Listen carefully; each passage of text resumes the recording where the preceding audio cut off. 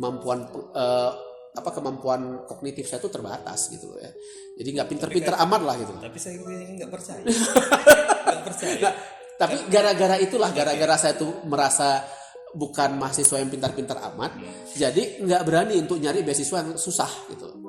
Kebetulan waktu itu yang kayaknya agak-agak gampang yang saya lihat itu adalah mahasiswa Stunet waktu itu yang dikeluarkan oleh pemerintah Belanda.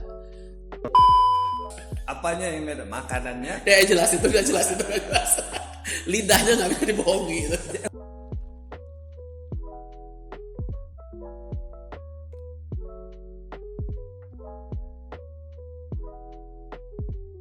Assalamualaikum warahmatullahi wabarakatuh. Selamat datang di Proaksi Pod, tempatnya ngobrol santai dan menggali inspirasi. Alhamdulillah hari ini tamu kita spesial langsung dari Belanda, baru datang, fresh from oven. Kita kedatangan tamu yang luar biasa di Proaksi Pod kali ini. Beliau adalah akademisi, beliau adalah konsultan juga, dan pasti adalah peneliti top. Ya. Selamat datang Dr. Dato' Ari. Terima kasih. Jadi beliau ini adalah dalam rangka lawatan ke USU. Jadi mungkin sebelum kita ngobrol lebih lanjut, mungkin Dr. Ari bisa memperkenalkan diri dulu ke Proaksiers. Oh iya, Ari aja lah bang, pakai dokter agak-agak gimana gitu. Bang Ari. Bang boleh lah ya. Bang juga nggak enak, merasa lebih tua. Om lebih tua lagi. Lebih tua lagi gitu. Ari aja lah. Baik silakan. Iya. Apalah perkenalannya ya. Nama Ari Samsura. Oh kayak sudah cermat jadi. Iya, saya dosen di Radboud University di Belanda, kota kecil di dekat perbatasan Jerman ya, di timurnya Belanda. Nama kota itu Nijmegen. Sedikit tentang Nijmegen itu kota tertua di Belanda sebenarnya. Nah, jadi udah sejak kapan ya? Saya kebetulan sekolah S3 juga di situ, dan setelah selesai S3 ya lanjut postdoc beberapa tahun. Kemudian sekarang udah jadi dosen tetap di sana. Alhamdulillah. Ini hebat sekali. Luar biasa. Masih betah di Nijmegen? Ya anak istri di sana ya betah-betahin lah ya. Iya, sebelum kita lanjut nanti mungkin di akhir session nanti mungkin ada sedikit rapid question untuk oh ya. hari nanti mungkin ujian ada tiga rapid question. Jadi baik,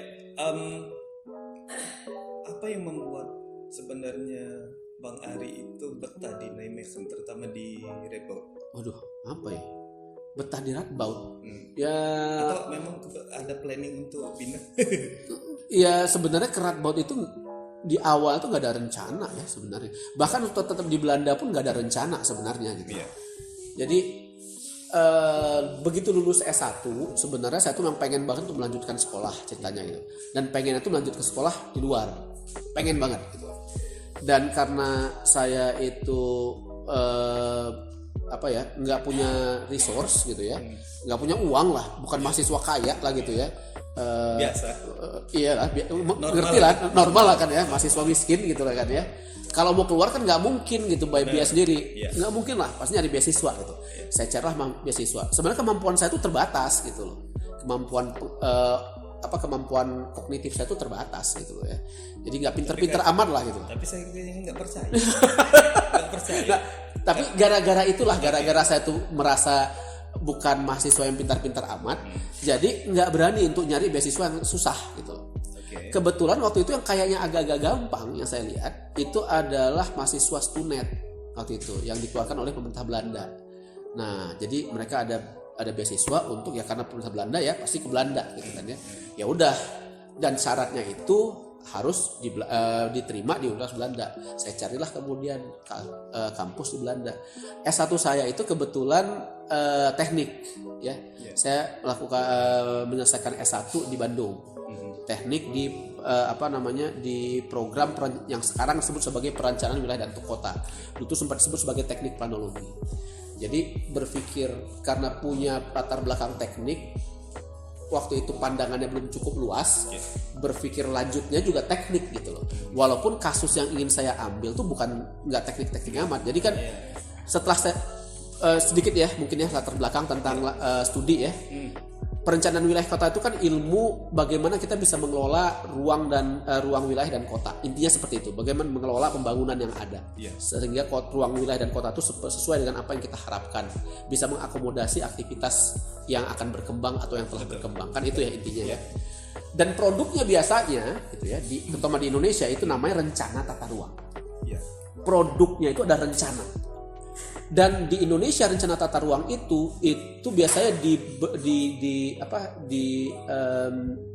dikeluarkan gitu ya dalam bentuk kalau itu rencana tata ruang daerah entah itu perda gitu ya, perda kabupaten, perda provinsi sampai nasional jadi undang-undang bahkan itu. Nah kan seperti itu gitu. Dan yang namanya perda itu kan kebijakan publik ya gitu. Itu adalah bentuk kebijakan publik. Kebijakan publik itu adalah satu kebijakan, keputusan yang sebaiknya seharusnya diambil bersama-sama. Itu dalam pandangan saya itu harusnya adalah hasil dari collaborative decision making. Dalam pandangan saya itu seperti itu. Betul. Tapi sama saya belajar, karena memang belajar di teknik, nggak ada saya mendapatkan ilmu itu. Gitu. Saya cuma tahu gimana cara membuat ini ruang perumahan, ini ruang untuk industri, ini ruang ini gitu ya. Belajar ekonomi sedikit, belajar sosial sedikit. Tapi gimana bikin supaya kita tuh bisa membuat keputusan bersama secara kolaboratif yang baik itu gimana? Betul. Ada nggak? Karena saya dari teknik berpikirnya ada nggak tekniknya? Pertanyaannya itu gitu. Betul. Ada nggak tekniknya? Sehingga kita tuh bisa membuat kebijakan kolaboratif yang efektif dan efisien. Gitu. Nah, gara-gara itu saya browsing waktu saya nyari sekolah, saya nyari yang kesana arahnya gitu loh. Ilmu apa yang bisa memberikan saya kemampuan sehingga saya bisa menganalisis atau bisa memberikan rekomendasi sehingga keputusan itu bisa diambil secara bersama. Iya. Browsing ketemu di TU Delft gitu. Karena pertanyaan teknik apa, saya nyari teknik gitu loh. Di sana tuh ada program namanya Engineering Policy Analysis. Nama program S2-nya. Apply lah saya. Nah, kebijakan kalau di Indonesia sebenarnya dekatnya itu dengan manajemen industri ya.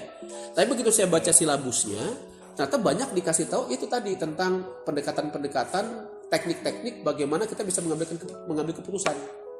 Baik secara individu maupun kolektif gitu. Strategik ya. Iya benar, strategic planning gitu ya. Tapi ya tentu saja karena ini industri gitu ya, di engineering policy analysis itu banyak ke industri gitu loh. Gimana? Tapi saya pikir bisa aja dipakai pendekatannya untuk perencanaan wilayah dan kota. Saya pikir seperti itu. Belajarlah saya S2 di situ.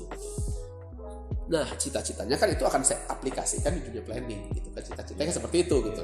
Walaupun ngambilnya sama sekali nggak ada hubungan dengan planning. Selesai S2, saya mikir ini kan saya pengen itu mengaplikasikan. Kalau saya mengaplikasikannya sebagai profesional, siapa yang mau meng-hire saya pikir. Kalau saya kepengen melakukan ini, mana mungkin ujuk-ujuk minta ini gitu loh. Kalau di Indonesia lagi di mana? Nah itu di mana gitu kan ya? Dimana? Apalagi di Indonesia gitu kan. Saya pikir mungkin supaya bisa, kayaknya saya harus benar-benar dulu bisa nunjukin bahwa saya mampu mengaplikasikan ini di dunia planning. Saya pikir. Berarti butuh S3 saya pikir. Dan tapi pengennya S3 jangan di sini lagi deh. Jangan di TU Delft lagi. Jadi saya ngambil tuh di TU Delft. Itu Technical University di Delft. Ya. Nggak mau Delft lagi lah. Atau kalau nggak usah Belanda lagi lah. Gitu. Tapi pikirannya setelah selesai saya mau balik ke Indonesia. Gitu. Pikirnya karena kan saya aplikasikan tuh di Indonesia cita-citanya. Tetap nasionalisme tetap. Iya karena kasusnya banyak yang saya paham kan di Indonesia yang perlu diselesaikan tuh kasus ini gitu kan ya. Di Indonesia banyak gitu kan ya kasusnya gitu. Nah itu gitu loh. Jadi berpikir begitu dan juga kalau misalnya mau kerja kurang pede karena saya pikir saya belum cukup mampu gitu ya. Ya udahlah ambil S3. Nah kebetulan ada yang buka waktu itu S3 di Radboud University. Saya nggak tahu ada kota namanya Nijmegen, nggak pernah tahu ada universitas namanya Radboud University, nggak tahu saya. Baru tahu setelah nyari-nyari itu. Oh ada atau nama kampus ada university gitu. Tahun berapa itu waktu di Radboud? Saya nyari-nyari itu tahun 2006. Waktu setelah saya selesai tesis tapi belum lulus S2, saya cari-cari. Nah, karena udah tahu kan kapan lulus ya. Nah, jadi kan ya udahlah, saya cari-cari walaupun belum lulus gitu loh. Nah, ternyata dapat di situ gitu. Nah, dapet, kemudian diwawancara kan, itu diwawancara tuh buka lowongan kerja. Saya wawancara terus dapet gitu ya. Di situ saya ngomong gitu, saya mau menerapkan ilmu ini di kasus yang Anda, karena kan dia buka lowongan, dia kasih kasus. Ini kan seperti itu kan untuk kerja ya. PhD itu di Belanda tuh kerja gitu. Nah, jadi mereka punya project menyelesaikan ini gitu. Mereka bilang ini harus diselesaikan pakai cost and benefit analysis kan. Karena bagaimana membiayai suatu project, intinya itu persoalan S3-nya. Bagaimana project ini bisa dibiayai. Maka untuk membiayainya kita perlu cost benefit analysis katanya. Saya bilang enggak. Jangan pakai cost benefit analysis. Karena ini pembiayaannya harusnya kan pembiayaan kontributif antar banyak pihak. Maka pendekatannya tidak bisa pendekatan cost benefit analysis, saya bilang. Pendekatannya pakai game theory dong, saya bilang. Karena saya belajar game theory itu di S2. Cuma dikit belajarnya. Decision making. Strategic decision making. Nah, iya, walaupun saya nggak tahu banyak gitu. Cuma introduction to game theory yang saya dapat di S2. Tapi saya yakin ini pakai game theory ini. Jadi gara-gara game theory itulah yang bisa meyakinkan calon supervisor. Walaupun saya nggak ngerti game theory waktu itu, cuma introduction dapatnya. Bluffing. Bluffing ya. Tapi sebenarnya begini, ketika itu dijalankan di dalam project Bang Ari di project PhD-nya, bagaimana itu? Karena kan gini, game theory itu kan sebenarnya basicnya kan matematik ya. Walaupun itu pada akhirnya lebih berkembang itu kan dia di strategic management. Iya betul, persis. Strategic management gitu. Itu juga sebenarnya salah satu bidang saya juga. Strategic management kan asik gitu. Apalagi ketika kita itu berhadapan dengan konflik multi konflik gitu kan. Iya betul. Ketika orang itu semua punya strategi yang sama kayak kita, bagaimana kita bisa keluar dari serbuan. Iya. Gitu. Gimana kira-kira? Ya sebenarnya kalau baca literaturnya game theory, ya persis seperti tadi kata Pak Sambas ya gitu. Dan itu bisa kita temui di mana-mana kan ya. Betul. Dan kasus pembangunan wilayah dan kota seperti itu juga gitu loh. Kan pembangunan dan kota itu bagaimana kita bisa membuat sesuatu terhadap satu lokasi tertentu kan, intinya kan itu. Walaupun tuh lokasinya punya saya, tapi dengan adanya rencana, maka belum tentu keinginan saya yang bisa terjadi di lokasi tersebut gitu. Meskipun seperti itu gitu ya. Sebenarnya inti rencana itu kan seperti itu. Di kita aja karena tanah seolah-olah tanah kita bisa melakukan apa saja gitu. Kita bisa bikin rumah, kita bisa bikin pabrik. Sebenarnya kan nggak juga ya. Nggak mungkin Pak Sambas bisa bikin pabrik di rumah Bapak, belum tentu bisa kan. Nggak boleh dong gitu. Padahal tanah Pak Sambas kan. Karena sebenarnya peruntukannya untuk perumahan. Betul. Kan seperti itu. Betul. Tiba-tiba apalagi pabriknya tuh mau bikin pabrik nuklir. Oh, apalagi kan nggak mungkin kan gitu. Nah, jadi sebenarnya rencana itu kan membatasi kemampuan kita untuk melakukan sesuatu terhadap lokasi tertentu sebenarnya. Dan ini kan bisa macam-macam, keinginan terhadap lokasi itu bisa macam-macam. Pak Sambas pengen ini, saya pengen ini, yang lain pengen ini. Benar. Ya, itu kan sama seperti situasi tadi kata Pak Sambas ya. Ada berbagai macam pihak yang memiliki preferensi berbeda terhadap satu hal yang sama. Sehingga dia bisa didekati dong dengan game teori gitu. Nah, game teori itu walaupun pendekatan matematik tapi intinya kan satu gitu. Pendekatan sama. Ada player, pemain yang mengambil keputusan. Ada strategi, mereka tuh bisa melakukan apa? Bisa melakukan A atau B atau C gitu ya. Nah, seperti itu. Dan ada payoff gitu ya. Payoff itu apa yang mereka dapat ketika mereka memilih A. Dan apa yang orang lain dapat ketika mereka memilih A. Kan seperti itu. Ketika kita punya data ini kemudian bisa kita modelkan sedemikian rupa sehingga kita bisa ketemu equilibriumnya ada atau enggak gitu loh. Betul. Nah, jangan-jangan enggak ada atau jangan-jangan equilibriumnya lebih dari satu gitu. Game teori itu secara sederhana tuh ya seperti itu gitu. Jadi kita bisa setelah kita modelkan dengan mengetahui tiga hal ini, mengetahui player, mengetahui strategi, dan mengetahui payoff, itu bisa kita modelkan sedemikian rupa untuk mencari tahu kira-kira outcome-nya apa sih gitu. Nah, dan ini tinggal saya masukkan aja ke kasus perencanaan pembangunan lokasi gitu. Nah, sama aja gitu. Prinsipnya seperti yang dikata Pak Sambas persis gitu loh. Nah, itu yang kemudian saya tawarkan tadinya gitu loh. Dan berhasil. Dan iya gitu loh, ya berhasil walaupun susah juga nyari datanya kan. Tapi pada akhirnya kan yang penting itu bukan datanya, tapi bagaimana tuh bisa dimodelkan secara teoritis mungkin dimodelkan. Tapi dalam beberapa paper saya itu kemudian saya coba eksperimentasikan gitu loh. Nah, jadi modelnya ada, tapi kemudian ini benar-benar nggak sih kalau misalnya orang benar-benar mengambil keputusan, dia akan mengambil keputusan sesuai dengan yang dimodelkan atau enggak, gitu kan ya. Nah, kemudian saya melakukan eksperimen, baik itu dengan dengan profesional atau juga dengan student waktu itu saya gunakan gitu loh. Jadi ada simulasi. Ada simulasi. Jadi game itu dijadikan sebagai simulasi. Saya minta mereka kemudian main gitu loh. Lantas keputusannya apa? Sejauh apa deviasinya dengan equilibrium yang sudah saya prediksi di awal gitu. Nah, sebenarnya segampang itu aja sih S3-nya gitu loh ya. Tapi gara-gara itu kan ada beberapa paper yang keluar. Pertama saya bikin dulu model. Pertama saya introduksi dulu game teori, kenapa dia bisa dipakai di bidang saya. Itu yang pertama. Kemudian saya bikin konsep. Walaupun di situ nggak konsep-konsep banget gitu, saya berikan contoh, bisa lo seperti ini contohnya gitu, bisa pakai model seperti ini gitu ya. Kemudian saya buat juga model tentang kasus yang mau saya ambil gitu ya. Baru setelah itu ada paper lain lagi yang mensimulasikan. Jadi beberapa paper. Nah kebetulan di saya itu PhD itu based on paper. Jadi ketika ada beberapa paper yang sudah bisa kita keluarkan, apalagi publish, itu tinggal dirangkum, dikasih introduction, dikasih konklusi, jadi disertasi gitu loh. Nah cukup ternyata alhamdulillah gitu ya, udahlah. Berapa paper waktu itu Pak Ari? 6 sih waktu itu keluarnya untuk PhD ya keluarnya. Di High Impact Journal pasti. Nggak tahu juga sih, saya nggak ngelihat impact-impactnya waktu itu. Waktu kata supermaster saya waktu itu memang luar biasa susah. Susah. Sekarang sih susah juga. Awalnya itu sebenarnya PhD saya itu nggak based on paper awalnya gitu kan. Awalnya tuh mau manuskrip biasa awalnya. Jadi kan ada 2 di Belanda itu, bisa based on paper, bisa enggak. Bisa kita kayak nulis buku aja gitu ya. Nah, karena saya belum nggak ngerti game teori, saya kan bikin konsep paper itu tadi. Saya bikin dulu konsep papernya. Terus iseng-iseng waktu itu ini bisa dibuat paper aja dulu kata supervisor saya. Ya udah, saya masukin karena kan belum banyak tuh penerapan game teori di bidang saya. Langsung diterima waktu itu ya dengan minor revision gitu ya, diterima sama itu. Oh kayaknya ini gampang nih kata supervisor saya. Ya udah kita bikin ini aja. Yang kedua ketiganya lama gitu. Yang pertama sudah gampang karena dia sudah mencapai titik satu titik kan mengerucut ke itu ya memang. Ya itu dia. Kadang dilemanya gitu sih. Tapi disitulah kita teruji.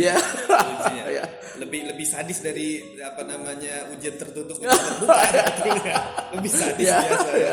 Diskusi nas abis waktu itu. Iya, habis itu. Jadi baik. Tadi di awal Bang Ari tadi menyebutkan ada semacam kondisi-kondisi terbaik yang diharapkan, kondisi ideal sebenarnya. Kalau untuk misalnya kita katakanlah kita di FEB ini kan atau terutama di akuntansi itu kan lingkungannya ya memang tidak totally bisnis, tapi mostly bisnis. Sebenarnya ada gak kondisi ideal yang seharusnya cocok sekali? Idealnya bisnis itu kayak gini gitu. Wah, susah ya. Itu tadi yang menarik sebenarnya. Karena ideal itu pada akhirnya subjektif kalau kata saya. Saya selalu karena saya juga mengajarkan pada akhirnya kan tentang decision making ya. Ya walaupun saya itu di planologi, tapi ada satu topik tentang decision making yang saya ajarkan kepada mahasiswa. Nah, yang selalu saya sampaikan tidak ada decision itu yang objektif.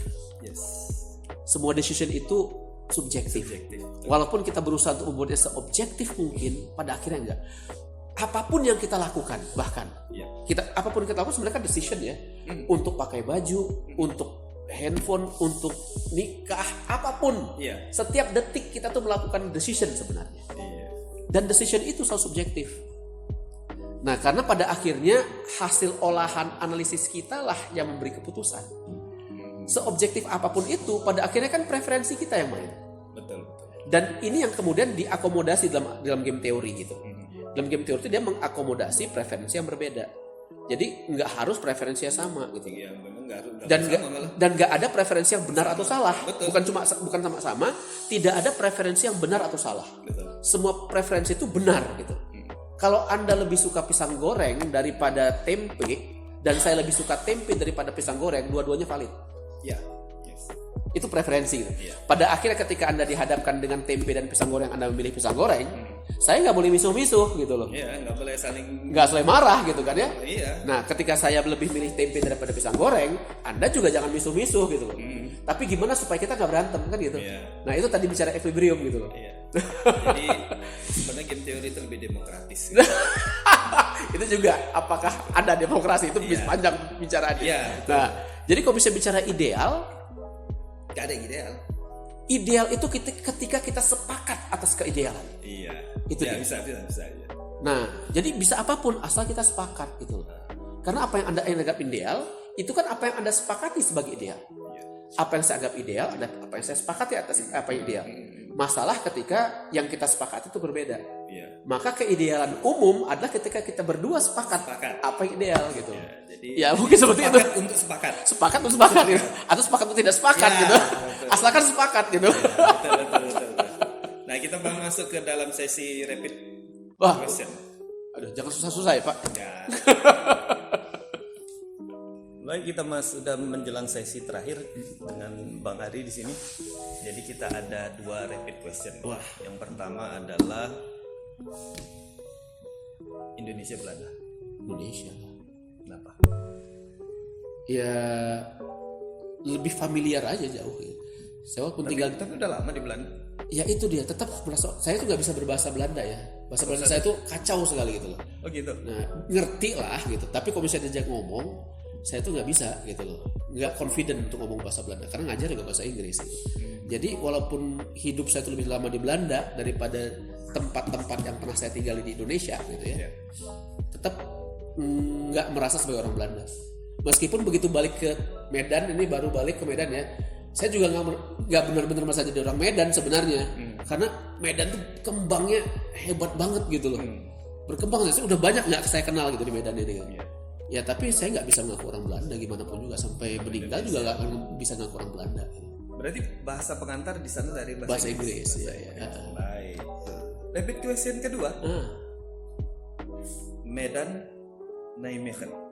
Medan lah. Medan. Apanya yang Medan? Makanannya? Ya jelas itu, nggak jelas. Lidahnya nggak bisa dibohongi. Gitu. Ya, jadi ngomong kalau di Nijmegen ada. Belanda itu. Masakan Nah ini nih. Belanda itu agak ini ya, agak laki lah apa tuh, beruntung lah tinggal di Belanda ketimbang negara-negara lain di Eropa. Gitu. Karena di Belanda itu karena punya sejarah panjang dan juga makanan khas Belanda itu rempahnya tuh dari Indonesia. Gitu ya, bahan dasar Indonesia. Jadi bahan-bahan dasar Indonesia tuh gampang ditemui di sana. Jadi teman-teman dari Jerman, teman perbatasan, itu sebulan sekali bakal ke Belanda untuk beli bahan-bahan makanan gitu, Indonesia. Gitu. Nah bedanya kalau mau makan Indonesia itu bisa asal bisa bikinnya gitu. Kalau di sana, tapi tetap aja kan. Kalau kita yang masak dibandingkan dengan yang asli masak ke sini, saya coba masak gulai daun ubi tumbuk misalnya. Beda lah rasa dengan yang saya bikin dengan yang ada dapat di sini gitu loh. Nah, bikin lontong kari gitu kan ya gitu. Bahannya mungkin bisa sama dengan yang di sini gitu. Tapi tangan awak yang buat macam mana lah kan. Itu nggak bisa gitu. Iya. Tapi tetap di sana ada ubi tumbuk. Enggak juga, harus kita bikin sendiri gitu loh. Okay. Nyari daun ubi itu payah kali di sana. Keluar medannya. Nah, itu jadi apalah yang kita akali untuk mirip seperti daun ubi tumbuk. Kalau cabai gimana? Cabai ada. Cabai gampang. Sepedas di Medan. Ada yang pedas, ada yang cabai rawit kecil tuh ada bahkan yang cabai Surinam itu bahkan lebih pedas daripada cabai di sini gitu. Ada kalau misalnya perkara itu, tapi rasanya ya beda lah. Tetap Indonesia the best ya. Ya racikannya, kadang-kadang masak itu kan bukan masalah ingredient ya. Betul. Tapi masalah hati yang masaknya. Ternyata Bang Ari sangat puitis sekali. Iya. Ya, luar biasa ini. Peneliti yang puitis ternyata. Iya. Berat kali pun. Ada, baiklah ini karena waktu kita sudah sangat mepet ini Bang Ari, insya Allah kita akan lanjutkan lagi ngobrol-ngobrol bareng kita. Mungkin kalau hari ini di Medan di FEB, mungkin nanti satu masa nanti kami yang kesana. Most welcome. Insya Allah kami membawa kru prodi akuntansi. Ditunggu ya. Jadi janji itu jadi. Insya Allah bagi kesempatan untuk kita semua. Ya, jadi terima kasih Bang Ari untuk kehadirannya di Proaksi pada hari ini. Insya Allah kita ketemu, banyak sekali manfaat, banyak sekali inspirasi bagi proaksiers yang mau melanjutkan studi atau berprofesi atau mencari kerja di sana. Ya silahkan aja, ya, banyak sekali ininya, artinya ada saja peluang. Ya, ada peluang. Itu saja untuk Proaksi Pod kita hari ini. Insya Allah kita ketemu lagi dengan tamu-tamu yang luar biasa berikutnya. So stay healthy, stay sharp. Ya. Bye bye. Wah, terima kasih banget.